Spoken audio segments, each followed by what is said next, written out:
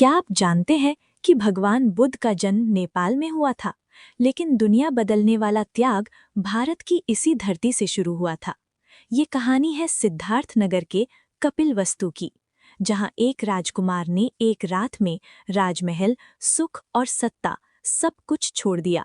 आज कपिलवस्तु शांत है, टूटे हुए स्तंभ, बिखरी ईंटें, लेकिन कभी यही था शाक्य वंश का वैभवशाली राजमहल।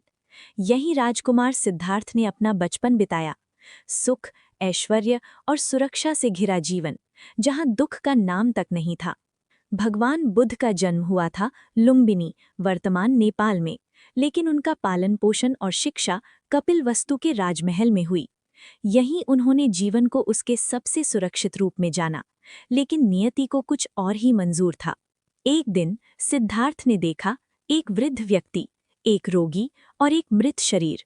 ये तीन दृश्य उनके लिए झटका थे। उन्हें पहली बार समझ आया कि धन, सत्ता और सुख भी दुख, बीमारी और मृत्यु से नहीं बचा सकते। उनके भीतर एक सवाल जन्म ले चुका था, क्या जीवन का कोई ऐसा मार्ग है जो इन दुखों से मुक्ति दिला सके? एक रात जब पूरा महल गहरी नींद में था, सिद्धार्थ ने अंतिम बार अपने पुत्र राहुल को देखा और बिना किसी को बताए महल छोड़ दिया। न राजगद्दी, न धन दौलत, न परिवार, सिर्फ सत्य की खोज। इसे इतिहास में कहा गया महाभिनिष्क्रमण। आज कपिलवस्तु में मिले राजमहल के अवशेष, स्तूप और प्राचीन मार्ग उस ऐतिहासिक रात की मौन गवाही देते हैं। विद्वानों और पुरातत्वविदों के अनुसार यही वो क्षेत्र है जहां शाक्य वंश की राजधानी थी और जहां से सिद्धार्थ ने गृह त्याग किया। हालांकि इतिहासकारों में असली कपिलवस्तु के स्थान को लेकर कुछ मतभेद रहे हैं, लेकिन सिद्धार्थनगर का ये क्षेत्र सबसे प्रामाणिक स्थलों में माना जाता है। कपिलवस्तु छोड़ने के बाद सिद्धार्थ ने वर्षों तक तपस्या की, कठोर साधना की और अंततः बोधगया में ज्ञान प्राप्त किया। उस दिन राजकुमार सिद्धार्थ भगवान बुद्ध बन गए।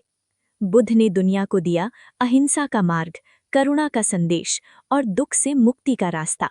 लेकिन इस महान यात्रा की शुरुआत किसी युद्ध से नहीं, किसी क्रांति से नहीं, बल्कि कपिलवस्तु से हुए एक मौन त्याग से हुई थी। आज का कपिलवस्तु सिर्फ खंडहर नहीं है, ये एक जीवित स्मृति है उस क्षण की जब एक इंसान ने खुद को बदलकर पूरी मानवता का भविष्य बदल दिया।